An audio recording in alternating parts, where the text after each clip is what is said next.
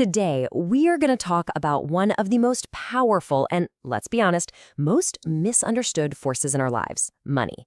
And we're going to look at it from two totally different angles, your stock portfolio and your relationship, to uncover a single, kind of surprising truth that rules them both. Okay, let's get into it. You know, we're all taught to think about money with spreadsheets and calculators and cold, hard logic. We analyze our budgets, we look at the numbers, but what if that's not even half the story? What if the most important financial moves we make have almost nothing to do with math? Yeah, what if it's really about our hopes, our fears, our sense of who we are?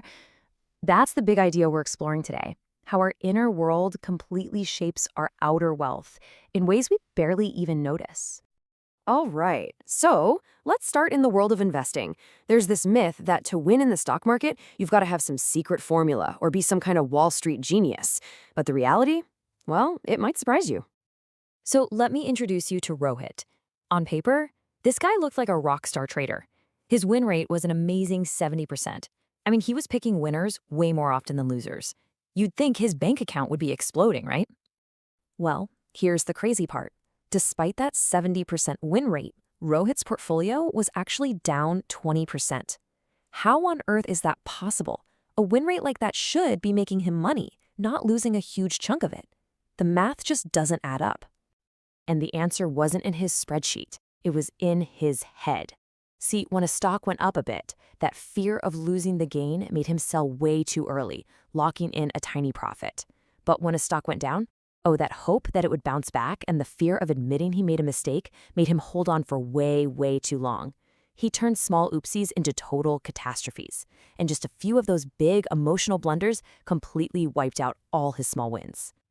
This brings us to a really great analogy. Think about it. You don't need to be a mechanical engineer to drive a car. You just have to learn the rules of the road and, not panic.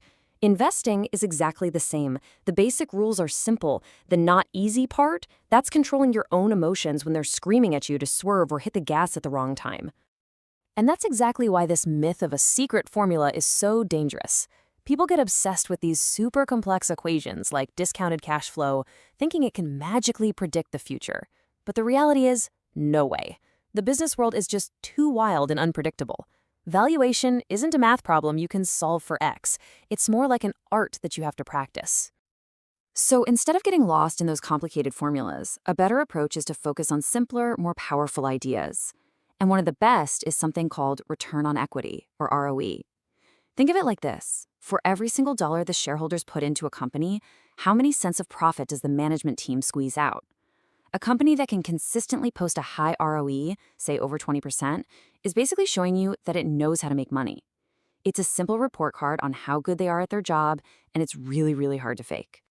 And just as crucial as knowing what to look for is knowing what to run away from. These are huge, flashing red flags based on what the people who know the most are doing. If the founders are pledging a third of their shares just to get loans, they're probably in trouble. If the insiders are all quietly selling their own stock, well, they seem to have lost faith.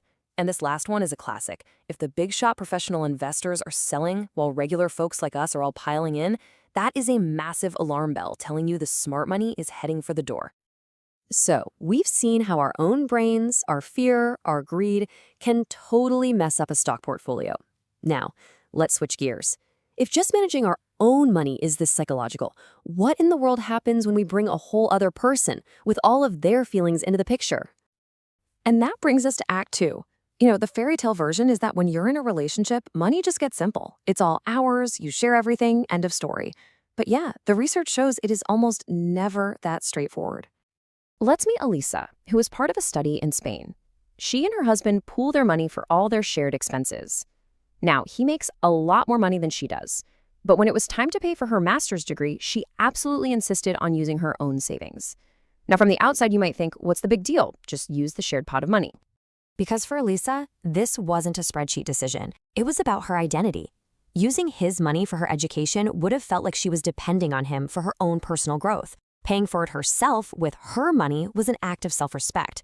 It was her way of saying, this achievement, this is mine. It's a powerful statement about how to be an individual, even when you're part of a couple. And this is where we see there's no single rule book. Let's compare Elisa to Dagny from Sweden. For Elisa, her money was tied to this huge symbol of her identity, her education. For Dagny, her money was more about daily independence, just covering her own basic stuff. She was totally cool with using her partner's higher salary for the fun extras, like vacations. She even called it consumption freedom. So you have two women, two happy relationships, but two completely different sets of psychological rules for what money actually means. And this gets right to the heart of it all. For couples today, money isn't just about paying bills. It's the language you use to negotiate some of the biggest questions in a relationship. How much are we a we, and how much am I still a me? It's this constant, often unspoken balancing act. Okay, so let's bring these two different worlds together. We've seen psychology running the show in the high-stakes game of investing and in the very personal world of a relationship. The real key here is that getting good with money isn't about becoming a math whiz, it's about becoming a detective of your own emotions. And this is where it all clicks. I mean, just look at the parallels here. It's incredible. In investing, it's the raw emotions of fear and greed that make us do the exact wrong thing. In relationships, it's the fear of losing our identity and the deep desire for connection that make us create these complicated personal rules about money. It's the same human wiring, just playing out on two different stages. One of the investing sources gives this really blunt piece of advice. Always exit at the first sign of trouble. But think about that for a second. That's not just about a stock that's tanking. It's about learning to recognize when the story you're telling yourself about your money just isn't working anymore. Whether that's an investment that's based on wishful thinking or a household budget that's secretly making everyone miserable, the first step is just admitting the story needs to change. So what can you actually do with all this? It really boils down to 3 simple steps. First, just acknowledge the emotion.